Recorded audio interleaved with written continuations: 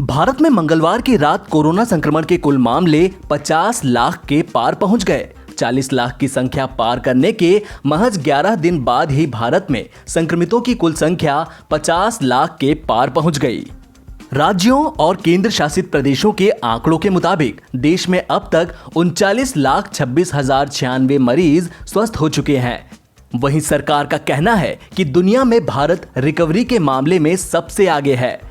मंगलवार सुबह 8 बजे जारी किए गए आंकड़ों के मुताबिक बीते 24 घंटे में 83,809 नए मरीजों के मिलने के साथ ही कुल संक्रमितों की संख्या 49,30,236 हो गई, जबकि एक दिन में 1,054 और मरीजों की मौत के साथ मृतकों की संख्या बढ़कर 80,776 हो गई।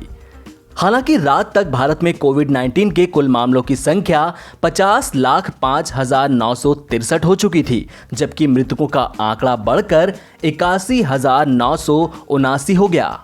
इस महामारी से ठीक होने वालों का आंकड़ा भी बढ़कर 39,26,096 हो गया।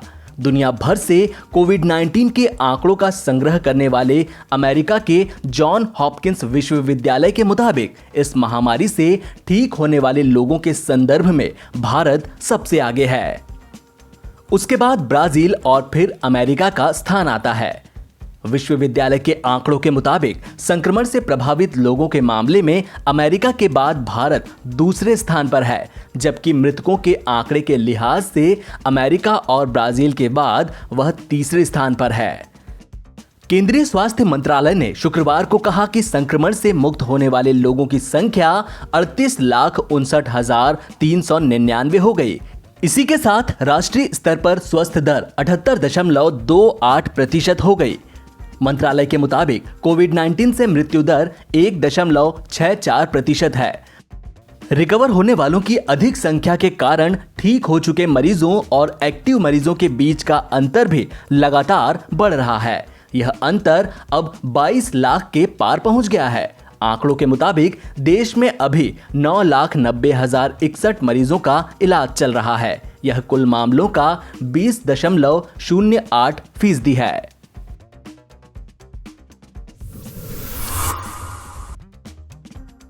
दुनिया के दूसरे सबसे अमीर व्यक्ति बिल गेट्स ने कोरोना वायरस को लेकर एक बड़ी बात कही है। बिल गेट्स का कहना है कि अगले साल के शुरुआत में ही कोरोना वैक्सीन आने की पूरी संभावना है। उन्होंने कहा कि 6 वैक्सीन परीक्षण के दौर से गुजर रही है और इनमें से 3 पर काम करेंगे। साथ में उन्होंने कहा कि भारत से वैक्सीन के उत्पादन क्षेत्र में बड़ी उम्मीद है। बिल गेट्स बिल और मेलिंडा गेट्स फाउंडेशन के सह संस्थापक हैं। यदि वे अपने 3 चरण में सफल होते हैं तो हम उसके उत्पादन की क्षमता को बढ़ाने में सक्षम होना चाहते हैं। बिल गेट्स ने कहा कि भारत इन टीकों के निर्माण में बड़ी संख्या में प्रमुख भूमिका निभाएगा, क्योंकि भारत में कई वैक्सीन कंपनियां उत्पादन को बढ़ाने की क्षमता रखती हैं। अगले साल की पहली तिमाही तक कई कोविड-19 वैक्सीन फाइनल स्टेज में होंगी। उन्होंने यह भी कहा कि वैक्सीन उत्पादन के लिए पूरी दुनिया भारत की ओर देख रही है। अगले साल कभी भी कोविड-19 वैक्सीन रोल आउट हो सकती है। भारत में बड़े पैमाने पर वैक्सीन का उत्पादन होगा। उनमें से कुछ हिस्सा विकासशील देशों को मिलेगा। इसके लिए दुनिया भारत की तरफ नजर गड़ाए है। बिल गेट्स ने कहा कि भारत दुनिया का सबसे बड़ा वैक्सीन उत्पादक देश है। ऐसे में हमें कोविड-19 वैक्सीन के उत्पादन में भारत के सहयोग की जरूरत है। हम सब भारत में जल्द से जल्द वैक्सीन चाहते हैं, बस एक बार उसके प्रभावी और सुरक्षित होने का पता चल जाए।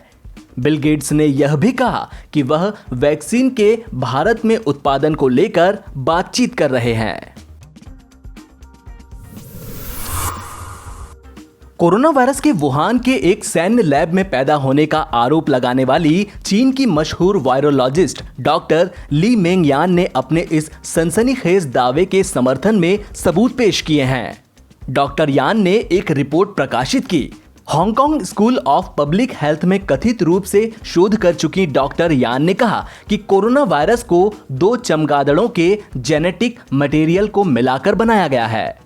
डॉक्टर यान ने कहा कि कोरोना वायरस के स्पाइक प्रोटीन को बदलकर उसे आसान बनाया गया ताकि वह ह्यूमन सेल में चिपक कर बैठ जाए। उधर अन्य वैज्ञानिकों ने डॉक्टर यान के इस दावे पर सवाल उठाए हैं। वैज्ञानिकों ने इस रिपोर्ट को अप्रमाणित कर दिया है और कहा कि इसे कोई विश्वसनीयता नहीं दी जा सकती। उन्होंने कहा कि शोध पत्रों में पहले यह कहा जा चुका है कि कोरोना वायरस का जन्म चमगादड़ों से हुआ है और इसे इंसानों के बनाए जाने के कोई सबूत नहीं है। चीन की फरार वायरोलॉजिस्ट का यह शोध किसी भी वैज्ञानिक जर्नल में प्रकाशित नहीं हुआ है और न ही इसकी किसी ने समीक्षा की है। इसका मतलब ये हुआ कि डॉक्टर यान के शोध को न तो वैज्ञानिकों ने जांच की है और न ही उसे अपनी स्वीकृति दी है। आपको बता दें कि कोरोना वायरस महामारी को लेकर चीन पर साजिश का आरोप लगता रहा है। इन्हीं आरोपों के बीच डॉक्टर यान ने पिछले दिनों कहा था कि वह इसके सबूत भी पेश करेंगी और साबित करेंगे कि वायरस इंसानों का बनाया गया था। Indian council of medical research ने मंगलवार को कहा कि भारत में कोरोना के खिलाफ 3 वैक्सीन का ट्रायल किया जा रहा है और इसमें से एक को जल्द ही मंजूरी मिलने के बाद तीसरे चरण का ट्रायल शुरू हो जाएगा। जैसे कि आपको मालूम है कि 3 वैक्सीन भारत में क्लिनिकल ट्रायल की स्टेज में है। इसमें कैडिला, भारत बायोटेक और सीरम 3 कंपनियों के वैक्सीन है के ट्रायल में है। पहला कैडिला का फेज़ 1 कंप्लीट हो गया है। फेज़ 2 का रिक्रूटमेंट कंप्लीट हो गया है, मगर कैडिला का ट्रायल में 3 डोज लगते हैं 28 दिन के अपार्ट, तो उनके 3 डोज बाकी हैं।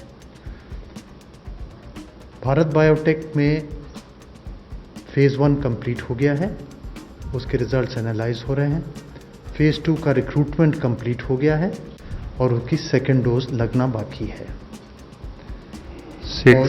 और सीरम इंस्टीट्यूट की फेज़ 2B3 ट्रायल जो है उसके पहले 100 मरीज हो गए हैं, कंप्लीट हो गए हैं। फिर उसके बाद उनका 7 दिन का उनका पॉज था, क्योंकि वो फेज़ 3 शुरू करना चाहते हैं 1500 मरीजों में 14 साइट्स में भारत में।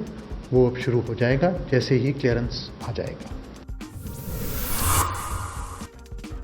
पूर्वी लद्दाख में पैंगोंग झील के दक्षिणी किनारे पर भारतीय सेना के जवाबी कार्रवाई से बौखलाए चीन ने 33 साल बाद पहली बार सेना की जंगी तैयारी को दूसरे सर्वोच्च अलर्ट पर रख दिया है।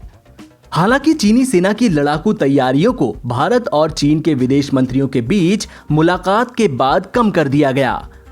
चीनी सेना के एक अधिकारी ने बताया कि इस दौरान बड़े पैमाने पर सैनिकों और हथियारों को अग्रिम मोर्चों पर तैनात किया गया था।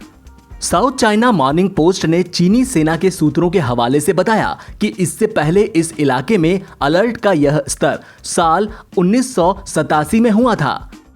उस समय सुमदोरोंगचू घाटी में दोनों पक्षों के बीच तनाव चरम पर हुआ था और युद्ध की नौबत आ गई थी।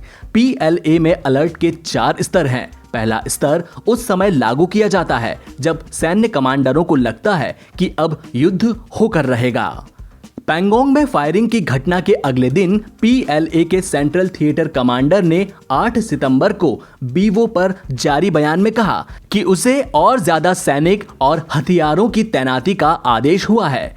चीनी सेना ने कहा कि उसने कई युद्धाभ्यास शुरू किए हैं। चूंकि तैयारी स्तर बढ़ा दिया गया है, इसलिए कमांडर, अधिकारी, सैनिक और ज्यादा यानी 24 घंटे अभ्यास कर रहे हैं। चीनी सेना के सूत्रों ने कहा कि सबसे खराब परिस्थिति की तैयारी के लिए चीन ने और ज्यादा सैनिक और हथियार वास्तविक नियंत्रण रेखा पर भेजे हैं।